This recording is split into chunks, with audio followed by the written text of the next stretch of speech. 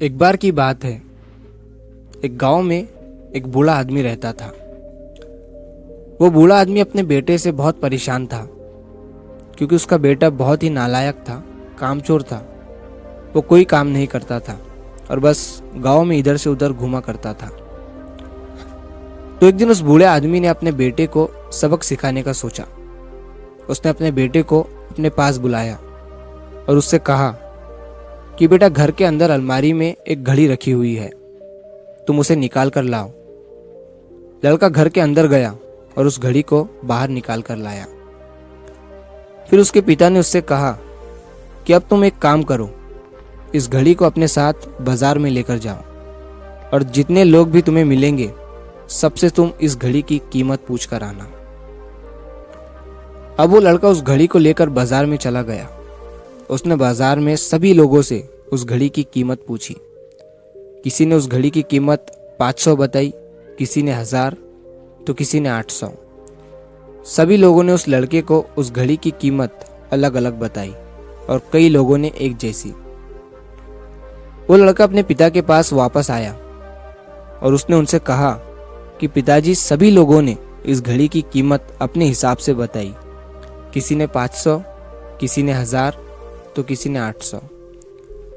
अब उस बूढ़े आदमी ने अपने बेटे से कहा कि बेटा ठीक है, घड़ी को तुम अलमारी में रख दो और जाओ।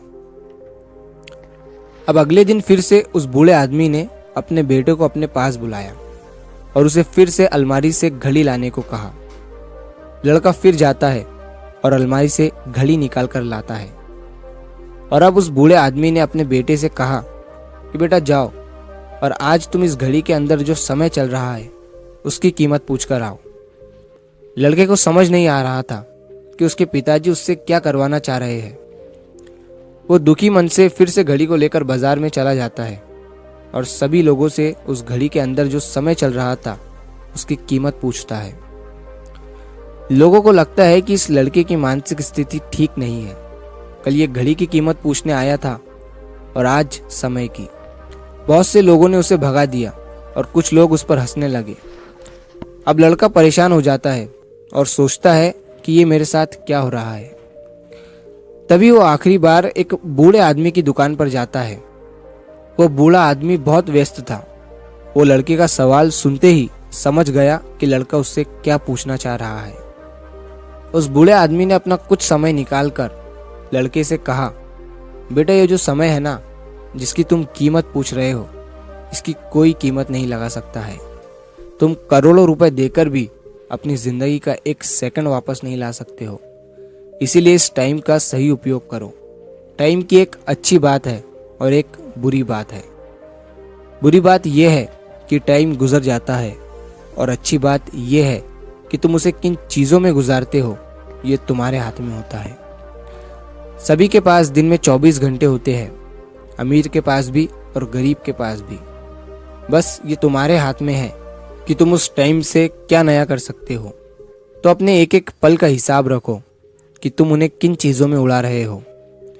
उस बूढ़े आदमी की बात सुनकर उस लड़के की आंखें खुल सी गई, मानो उसमें एक बड़ा बदलाव सा आ गया हो।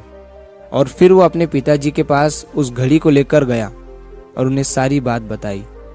और उस दिन के बाद से उस लड़के की जिंदगी बदल गई।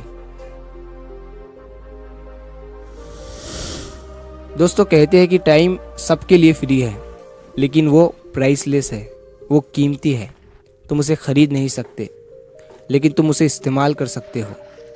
तुम उसे रख नहीं सकते हो, लेकिन तुम उसे स्पेंड कर सकते हो। और अगर एक बार तुम इसे गवा देते हो तो तुम इसे कभी भी वापस नहीं पा सकते हो। तो अपने टाइम का सही उपयोग करो। तो अगर आप इस कहानी को और भी लोगों तक पहुंचाना चाहते हो तो इस वीडियो को लाइक करें, ताकि YouTube इस वीडियो को और भी लोगों तक पहुंचाए।